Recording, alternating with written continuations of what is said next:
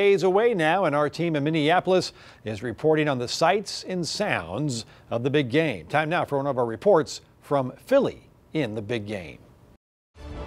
Philly in the big game is brought to you by our friends at Spicer Brothers Construction, R&L Irrigation, the Lee Wilkinson Group, and DePalma Dental.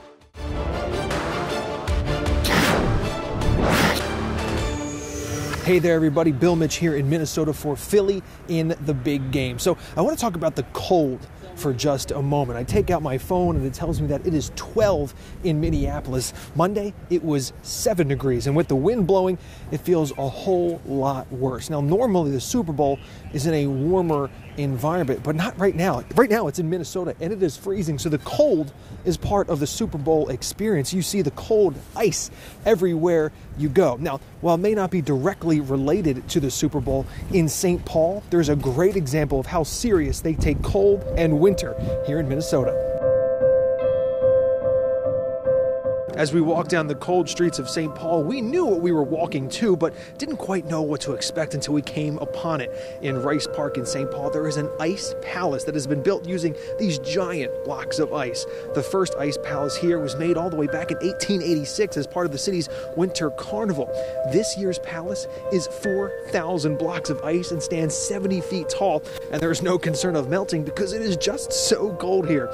And many visitors try to leave their mark in the palace as well. You can see the pennies and other coins that stick right into those big blocks of ice. And there are some fun little hidden gems in the ice as well. I heard someone say there was a toy truck in one block, and in this block has Wally the walleye fish. Yep, a real fish in that block of ice.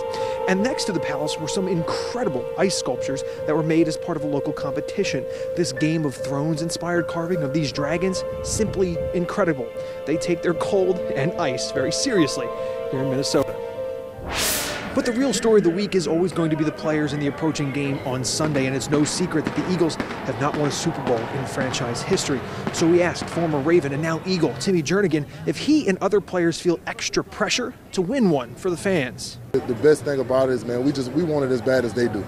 You know what I mean? And I think that's the ingredients to, you know, the success for us. The way they pack the link and have that passion, man, you know what I mean?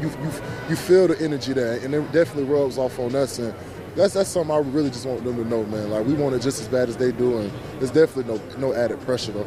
Whether or not the players feel that pressure, the fans are clamoring for that first Super Bowl title and that parade down Broad Street in Minnesota for Philly in the big game. I'm Bill Mich for WBOC News.